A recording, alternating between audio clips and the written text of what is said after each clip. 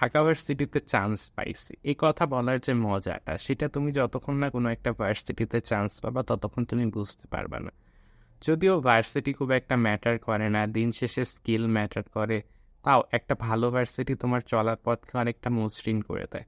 এই ভিডিওতে আমি আমার ঢাকা ভার্সিটিতে চান্স পাওয়ার অভিজ্ঞতা এবং আমার করা কিছু ছোটোখাটো ভুল ত্রুটি থেকে তোমাদের দেওয়া কিছু উপদেশ শেয়ার করতে যাচ্ছি। গল্পের শুরুটা ফার্ম গেটের মালিক টাওয়ারে বুয়েটে পড়ার স্বপ্ন নিয়ে উদ্ভাসের বিল্ডিংয়ে ঝাপাঝাপি, তেজগা কলেজে গিয়ে উইকলি দেওয়া, এবং সবচেয়ে কষ্টের বিষয় মা বাবাকে ছাড়া প্রথমবারের মতো বাহিরে একা থাকা। উইকলিতে একের পর এক কম মার্ক পাওয়া, তুখোর ব্যাচে কোনোভাবেই ঢুকতে না পারা, এর মধ্যে দিয়ে 2 মাস। একদিন আমি খেয়াল করি যে আমি এতদিনে একদিনও ভার্সিটির জন্য হ্যান্ড ক্যালকুলেশন করি নাই। ভার্সিটির কোশ্চিন ব্যাগগুলো আমার টেবিলে উঠতো ঠিকই, কিন্তু সলভ করার হইতো না। এর মাঝে নির্বাচনকে ঘিরে পরীক্ষাগুলো আমাদের অবিশ্বাস্য তাড়াতাড়িভাবে নেওয়ার সিদ্ধান্ত নেওয়া হইল, এবং তারপরে বুয়েট আবার বলে দিল যে তারা প্রিলি পরীক্ষা নিবে না, ডিরেক্ট রিটেন। অর্থাৎ এতদিনে আমি যতগুলা ইঞ্জিনিয়ারিং এমসিকিউ করছি, সেগুলার এক কথায় কোনো মূল্য থাকলো। উদ্ভাস এরপরে একটা খুব মজার জিনিস করছিল, যেটা আমার মনে হয় খুব ইফেক্টিভ ছিল। সেটা হচ্ছে যে এরপরে উদ্ভাস যতগুলা এমসিকিউ পরীক্ষা নিচ্ছে, সবগুলা এমসিকিউ পরীক্ষা তারা নিতে হচ্ছে ঢাবি স্ট্যান্ডার্ড, অর্থাৎ কোনো ক্যালকুলেটর ছাড়া পুরো হ্যান্ড ক্যালকুলেশনের। এখানে একটা মজার জিনিস ছিল কি, উদ্ভাসের আসলে ফার্ম গেটে 2টা ব্রাঞ্চ আছে, একটা হচ্ছে মালিক টাওয়ার ব্রাঞ্চ আর একটা হচ্ছে হাসান টাওয়ার ব্রাঞ্চ। তো হাসান টাওয়ারে হচ্ছে বিভিন্ন ভার্সিটির যে মডেল টেস্ট সেগুলো হইতো, আর মালিক টাওয়ারে হচ্ছে ইঞ্জিনিয়ারিং এর যে বিভিন্ন পরীক্ষা ক্লাস এগুলো হইতো। তো ইঞ্জিনিয়ারিং মডেল টেস্টের সাথেও আবার ঢাবি স্ট্যান্ডার্ড একটা এমসিকিউ নিত। তো আল্লাহর রহমতে এই এমসিকিউগুলো এত কঠিন হইতো, মানে যে ভার্সিটিতে হাসান টাওয়ারের ব্রাঞ্চের এমসিকিউগুলো পাওয়া যাইতো, কিন্তু মালিক টাওয়ারে যখন ভার্সিটি স্ট্যান্ডার্ড এমসিকিউ নিত, সেটা ভার্সিটি না, সেটা সবসময় ঢাবি স্ট্যান্ডার্ড হইতো, কারণ এমসিকিউগুলো খুবই কঠিন হয়। তারপরে এরকম করতে করতে শুরু হয় হচ্ছে ভার্সিটি মডেল টেস্ট। এদিকে ইঞ্জিনিয়ারিংয়ে আমাদের সব ক্লাসই শেষ হয়নি। ম্যাথে ইন্টিগ্রেশন, স্মৃতিবিদ্যা, গতিবিদ্যা বাকি। ফিজিক্স সেকেন্ড পেপারে 2টা চ্যাপ্টার হয়েছে মাত্র, বাকি সবগুলা বাকি। কেমিস্ট্রিতে অর্গানিকের বেশ কয়েকটা ক্লাসও এখনও হয় নাই।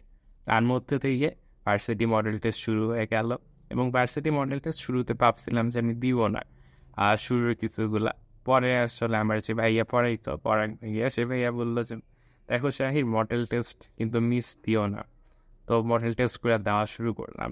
কম পাইতাম, বেশি পাইতাম, কোনোদিন খুবই খারাপ হইতো, তাও চাইতাম মডেল। এরপরে ঢাকা ভার্সিটির এক্সাম ধীরে ধীরে ঘনায় আসা শুরু করলো, এবং আমার মনে হয় না যে ইতিহাসে কখনো ঢাকা ভার্সিটির পরীক্ষা এত আগে হয়েছে। তো ঢাকা ভার্সিটির পরীক্ষা পিছাইতে পিছাইতে এমন একটা ডেটে পড়লো, যেদিন আগের দিন জগন্নাথের পরীক্ষা, এবং তার পরের দিন হচ্ছে সকালবেলা এমআইএসটির পরীক্ষা। ঢাকা ভার্সিটির পরীক্ষাটা দিচ্ছিল বিকালবেলা। জগন্নাথের পরীক্ষাটা দেওয়ার পরে এমনই ক্লান্ত হয়ে গেছিলাম, এবং কিছু সোজা জিনিস ভুল করছিলাম। এবং সোজা জিনিস যখন আমি ভুল করি, আমার একটা সমস্যা হচ্ছে যে আমার মাথা ব্যথা শুরু হয়। তো মাথা ব্যথায় একদম অবস্থা কাহিল হয়ে গেছিলো ওই দিন আসে রাতে। তখন আমি বুঝতে পারছি যে আসলে এখন অন্য কোনো জিনিস পড়ে আমার লাভ নেই, এখন একটাই জিনিস পড়ে লাভ আছে, সেটা হচ্ছে যে বায়োলজি। মেডিকেলে ব্যর্থ হওয়ার পরে আরও একবার তুলে নিলাম বায়োলজি বই হাতে, এবং পড়া শুরু করলাম বায়োলজি। এক নিঃশ্বাসে যতটা পারলাম বায়োলজি। এরপরে আমাকে ত্যাগ করতে হইলো এমআইএসটির মায়া। যদিও ইঞ্জিনিয়ারিং প্রিপারেশন নিছি, তাও সিদ্ধান্ত নিলাম যে এমআইএসটি কোনোভাবেই দেওয়া যাবে না। দুপুরে ঘুম ঘুম চোখে পৌঁছাইলাম ঢাকা ভার্সিটির লেদার ইনস্টিটিউটে।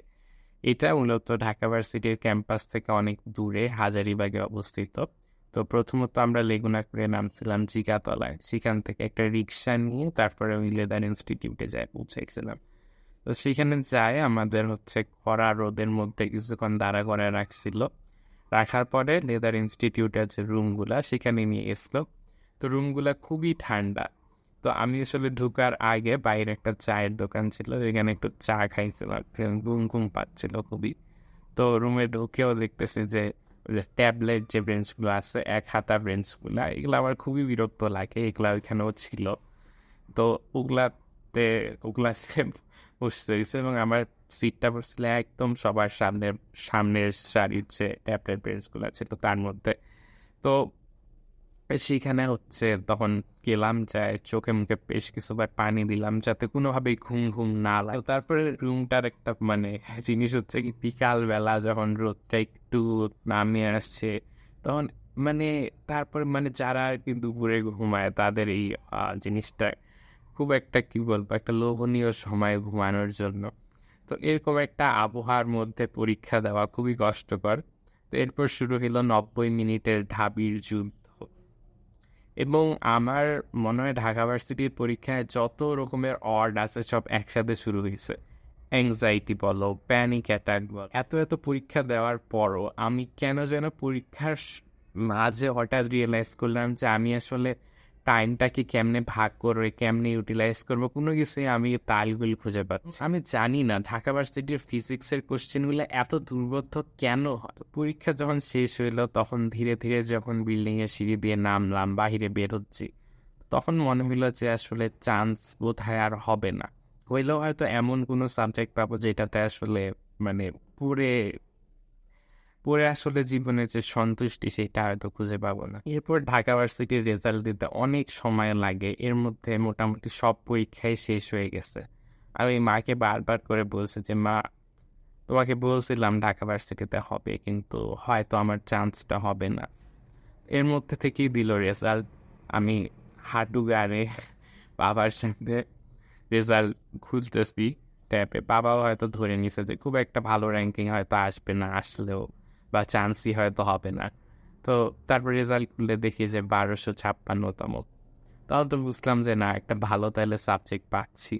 তো তখন খুশিতে একটা মানে এমন একটা জিনিস যেটা আসলে জীবনে খুব কম বাড়ি আসে। তো শেষ পর্যন্ত আমার যে আসল স্বপ্ন ছিল বুয়ের, সেটা অধরা থাকে গেছে। আর মানে সেটা অনেকটা মরীচিকার মতো আর কি, যারা হচ্ছে ওই পানির পিছনে দৌড়ায়, কেউ কেউ পায়, কেউ কেউ যায় দেখে যে এখানে শুধু বালি আর বালি। তো যাই হোক, আল্লাহ যেটা দিচ্ছে সেটাতে আলহামদুলিল্লাহ অনেক সন্তুষ্ট। তো অবশ্যই আমার গোটা গল্পে আমার কিছু ছোটোখাটো ভুল ত্রুটি তোমরা দেখা পাইছো।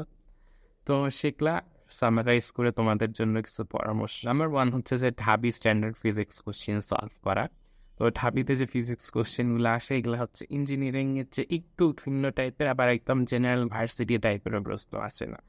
তো উদ্ভাসের যে ভার্সিটির যে বইটা আছে ফিজিক্সের, কি বলে ভার্সিটি মাস্টার কোশ্চেন ব্যাংক সম্ভবত, তো এইখানে শেষের দিকে কিছু নমুনা প্রশ্ন আছে, এগুলা মোটামুটি ঢাবি স্ট্যান্ডার্ড, এগুলা তোমরা প্র্যাকটিস করতে পারো। দ্বিতীয়ত হচ্ছে যে পরীক্ষার আগের দিনে তোমাদের পরীক্ষা যত সম্ভব সকালবেলাই হবে, তো সেটার জন্য পরীক্ষার আগে পর্যাপ্ত ঘুম দিবা। আর তৃতীয়ত হচ্ছে যে পরীক্ষায় যায় তুমি আগেই ভাগ করে নিবা যে এমসিকিউ কতক্ষণ হবে, আমি কতক্ষণ কোনটা দাগাবো, এইসব জিনিস। আর আরেকটা জিনিস করতে পারো কি, ধরো যে তোমার 60টা এমসিকিউ, তো ধরো তুমি 50টা দাগাইলা, দাগায় 10টা কোনোভাবেই পারতেছো না, মানে হয়তো জানো না। ধরো কেমিস্ট্রি একটা রিয়াকশন তুমি না জানলে তো আন্দাজে তো দাগাইতে পারবে না, বা ম্যাথে কোনো একটা সূত্র না জানলে তো এটা করতে পারবে না। তো এরকম সময় কি করবা, তুমি এমসিকিউটা আগে জমা দিয়ে দিতে পারবা এবং দিয়ে রিটেন স্যারদের বলে শুরু করে দিতে পারবা। এটা স্যাররাই শুরুতে বলে দেয়। তো এটা করতে পারো। এটা আমার মনে হয় রিটেনে খুব একটা টাইম পাওয়া যায় না, কারণ কেমিস্ট্রি আর বায়োলজি অনেক বেশি লেখা লাগে, আর যেহেতু লিখিত টাইপের জিনিস বেশি দেয়, সেটা করতে পারো। আচ্ছা, আর 4 নাম্বার হচ্ছে যে প্যানিক হওয়া না একদম। প্যানিক অ্যাটাক আসলে চলে করার কিছু নেই, যত সম্ভব চেষ্টা করবে নিজেকে কাম রাখার, যে ঢাবি সব শেষ কিছু না। অন্য ভার্সিটিতে পড়েও মানুষজন ভালো করতে পারে, ঢাবিতে পড়েও দেখা যাচ্ছে যে অনেকে বেকার থাকে। তো এই জিনিসটা মাথায় রাখবা এবং লাস্ট অফ অন আল্লাহর কাছে চাওয়া, কান্নাকাটি করবা, নামাজে দোয়া করবা, আল্লাহ আমি এটা চাই, আমাকে এটা দাও, ঠিক আছে? কারণ দিন শেষে তো আসলে তুমি অনেক চেষ্টা করার পরও সেটা আল্লাহর হাতেই থাকে। তো আল্লাহ যদি তোমার ভাগ্যে তাই হচ্ছে যে ঢাকা ভার্সিটি না লেখে অন্য কোনো ভার্সিটি থেকে তোমার জন্য একটা ভালো কোনো আউটকাম রাখতে পারে। তো এই হচ্ছে আমার entire story. Thanks for watching the video. আর নতুন চ্যানেল সাবস্ক্রাইব করে সাপোর্ট করিয়া। আর পরে আরও কিছু টপিক নিয়ে ভিডিও বানানো যাবে, তোমরা কমেন্ট করতে পারো। আমি যেহেতু এখন ফ্রি আছি, তোমাদের সব কমেন্টে রেসপন্স করতে পারো। বাই।